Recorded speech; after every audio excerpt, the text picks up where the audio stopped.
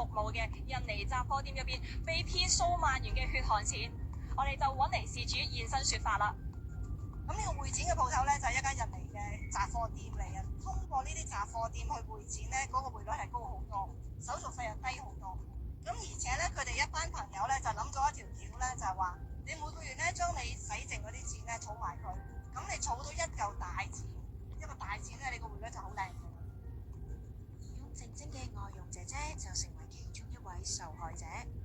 佢喺今年5月23號拎住辛苦儲落嘅4萬蚊去呢間鋪頭匯款，打算寄翻鄉下俾屋企人。佢就話我哋俾咁靚嘅 rate 你，就因為啲錢唔係即刻到㗎，啲錢咧係要到6月24號先到。咁到而家你攞，我可以報俾你。好啊，你嚟啊，不如我等你啊。等我，你個鋪頭爭我哋嘅錢，佢而家自動攞翻啲錢出嚟，我哋而家就開始要報警㗎啦。結果擾攘一輪，前夫未有現身，老闆娘最終都係去櫃員機撳錢，還住少少錢俾 Borani 先。苦主 Borani 呢一日先成功攞翻用膠袋裝住嘅7330蚊。第二日，星島申訴網再陪 Borani 去到鋪頭，終於成功攞翻餘額嘅32,670蚊。Halo, assalamualaikum warahmatullahi wabarakatuh. Selamat datang kembali di channelnya Pekerja Migran Indonesia.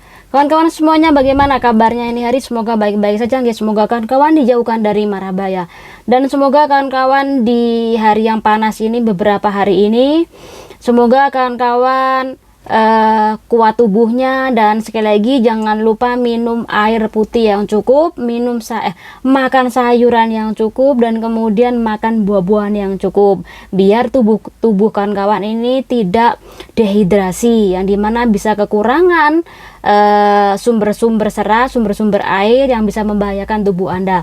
Nah, ini juga pengumuman sedikit saja sebelum kita membahas sebuah kasus yang kemarin lumayan ramai juga ya, yaitu tentang ada Mbak Indonesia yang bernama Mbak Purwani ini kirim uang sebanyak 40.000, namun sampai 1 bulan lebih tidak terkirim uangnya ya. Untung aja dibantu oleh majikannya. Nah, itu informasi utamanya. Namun sebelum kita membahas informasi yang utama, kawan-kawan, tolong disimak untuk cuaca besok hari. Konon katanya sinyal T1, dan kemudian angin ini juga bakal diperkirakan menuju ke Guangdong Timur, berarti sekitaran Hong Kong juga, berarti Hong Kong termasuk ya, walaupun juga Taiwan juga termasuk. Nah, ini dengan kekuatan super dari hari Kamis kemudian ke Jumat, bahkan juga ini ke hari Sabtu. Konon katanya ini bakal ada badai angin, hujan, dan bahkan petir. Sekali lagi, ini hanya ramalan cuaca yang dimana bisa saja berubah-ubah. Jadi kawan-kawan, kalau besok mau belanja, sekalian belanja yang banyak ya, sekalian kebutuhan untuk 2 hari ya, kalau bisa. Oke, kali ini kita bakal membahas tentang masalah kasus pengiriman yang tertunda yang dilakukan oleh pihak atau jasa toko Indonesia, dan ini adalah beritanya. Oke, kemarin pasti kawan-kawan nih dengar, membaca di sebuah tulisan kawan-kawan yang dikirim di grup, kemudian juga pasti udah nonton nih di berita karena diberitakan di stasiun televisi. Nah, di situ awalnya dibuka oleh seorang presenter, dan juga di situ ada diliput juga, dan ada juga 2 majikan perempuan laki-laki. Nah, yang lapor nih itu adalah majikan perempuan Mbak Cece dari Mbak Purwani ini ya. Nah, majikan perempuan ini adalah katanya adalah seorang artis yang bernama Wang Jingjing.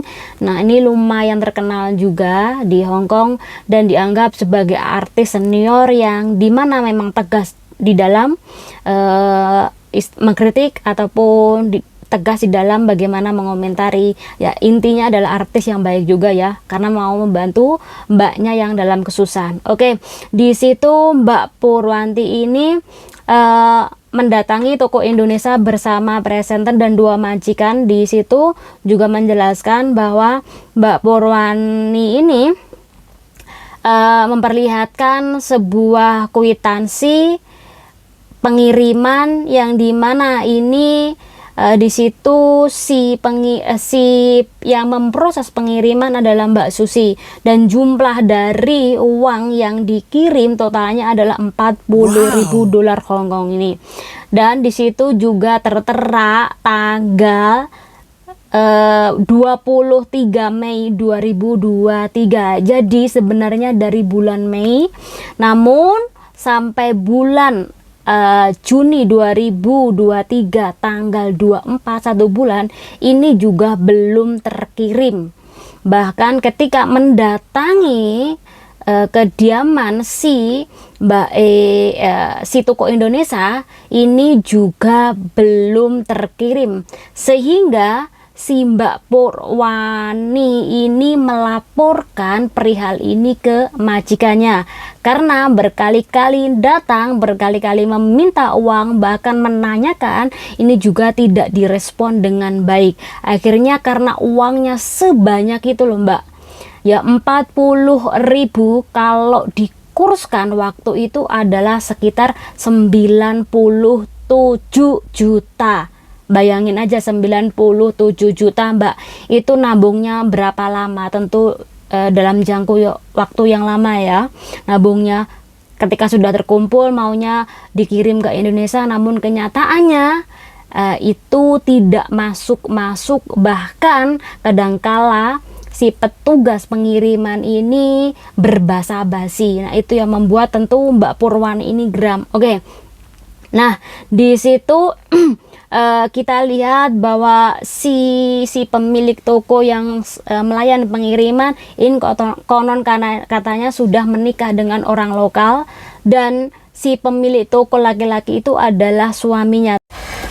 Nah pada hari itu ya, hari pertama ya, ini hari pertama si Mbak Pur ini datang dengan 2 majikan laki dan perempuan, kemudian juga presenter, dan salah satunya adalah tim liputan. Nah di situ mereka mendatangi toko Indonesia tersebut.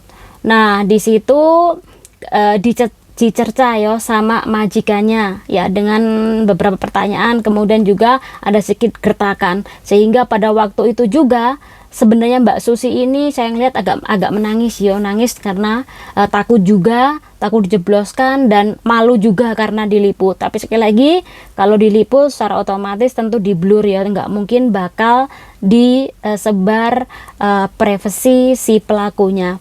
Nah di situ setelah melakukan dicecar, kemudian si Mbak Susi ini mengambil uang, kemudian masih kurang banyak, akhirnya dia ini berusaha meminjam uang di sampingnya ya, namun toko di sampingnya ini bilang bahwa aku tidak punya uang sebanyak itu. Uang dari mana sebanyak itu? Di toko tidak ada uang sebanyak itu, karena jumlahnya nggak main-main Mbak, yaitu sebesar 40.000 dolar sini. Nah akhirnya di situ Mbaknya langsung telepon laki-laki yang konon katanya adalah mantan suaminya, namun ada juga yang bilang adalah suaminya, karena konon katanya suami ini suka sekali atau gemar sekali bermain judi, dan uang 40.000 ini dibuat membayar judi, bahkan untuk membayar hutang judi yang kalah oleh suami Mbak Susi ini. Jadi dalam posisi ini sebenarnya kasihan juga, tapi sekali lagi ya namanya hutang itu kan mengambil barang orang lain, ya harus dikembalikan. Kalau hutang ya harus dibayar ya.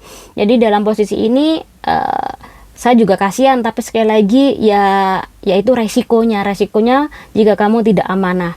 Nah setelah itu dia tidak mendapatkan apa-apa, akhirnya si Mbak Susi ini telepon laki-laki itu. Nah di situ si laki-laki itu teriak-teriak ya, karena katanya kamu tidak berhak untuk mengambil uangnya di situ. Mengambil uang di toko sama saja dengan merampok. Mengambil uang sekarang saya akan telepon polisi. dibilang ketika kamu mengambil uang sekarang maka aku akan telepon polisi. Dan ini menggertak majikannya beserta tim liputan tadi. Dan di situ juga, kalau kamu tidak pergi maka aku akan memanggil polisi dan sekarang nyahlah dari tempatku, jangan menungguku, teriaknya seperti itu. Jadi walaupun si majikan perempuan itu mau menunggu laki-laki yang ditelepon, tapi sekali lagi laki-laki itu bilang jangan menungguku. Jadi balik dia yang marah ya, seharusnya korbannya yang marah, ini malah si pelakunya yang marah. Oke, satu hari pas meliput itu Mbak Susi ini atau pihak toko ini memberikan uang sebesar 7.330 yang dimana uang tersebut ini ditaruh di plastik kresek. Ya, ini adalah hari pertama. Kemudian hari kedua datang lagi Mbak Susi beserta tim liputan dan juga presenter. Nah, di situ baru diberikan sisanya, yaitu sebesar 32.670. Jadi total semuanya adalah 40.000, dibayar menjadi 2 kali. Jadi diangsur-angsur. Nah, di dalam akhir dari video depan tadi ini jelas-jelas bahwa tanggal 15 Juni dan tanggal 27 Juni ini juga ada seorang perempuan Indonesia umur 44 tahun ini juga melaporkan tentang uang 7.000 yang ia kirim di tempat tersebut. Nah, kawan-kawan, kalau kawan-kawan ngelihat beberapa kasus yang sudah masuk di dalam daftar kepolisian melapor ini nggak hanya sekali ya, bahkan ada beberapa kali. Dan mungkin kawan-kawan yang lainnya ini juga mengalami hal yang sama ya. Coba kawan-kawan yang mengalami hal yang sama, silahkan komentar. Karena ketika aku membaca ternyata banyak banget loh Mbak yang dimana ini ketika kirim ternyata sampainya seminggu, bahkan ada yang kirim ternyata uangnya ini dipinjam oleh suaminya untuk membayar judi. Nah, kan lucu banget, selepas dipinjam selama seminggu kemudian dikembalikan. Nah, ini kan walaupun dikembalikan sekali lagi kan nggak amanah. Bagaimana kalau orang rumah si mbaknya butuh, lah terus gimana? Masa harus nunggu seminggu, nunggu uangnya dipinjam dulu dikembalikan?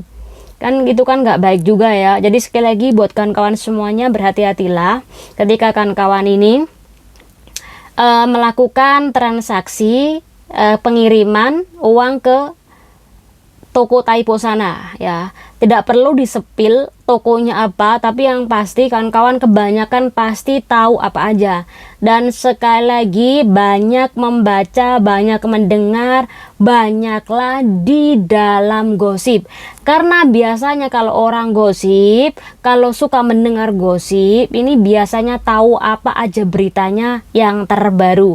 Nah ya, jadi gosip itu ada juga gosip yang menuju kejelekan, tapi ada juga gosip yang menuju kebaikan. Nah, kalau kita bahas tentang masalah ini gosip kayak ini kan itu ada gosip menuju kebaikan, yang dimana kalau Anda tahu next time teman Anda itu gak usah ke situ kirimnya ya. Jadi intinya gosiplah dengan hal yang baik, karena dengan hal yang baik itu bisa bermanfaat buat kita, bisa buat pelajaran bagi kita. Nah, semoga dengan penjelasan ini kawan-kawan lebih berhati-hati ke depannya agar tidak mengalami hal yang sama. Pastikan kirim uang dimanapun, pastikan yang aman dan pastikan ini benar-benar bersertifikat oleh negara ini ya, karena biasanya bersertifikat ini berpayung hukum, bisa dilaporkan jelas ya. Intinya nggak usah menuntut kurs yang tinggi, tapi aman Mbak ya, aman, terkendali dan mudah, intinya seperti itu. Semoga dengan penjelasan ini bisa menjadikan manfaat buat kita semuanya. Channel ini Duri. Wassalamualaikum warahmatullahi wabarakatuh. Bye.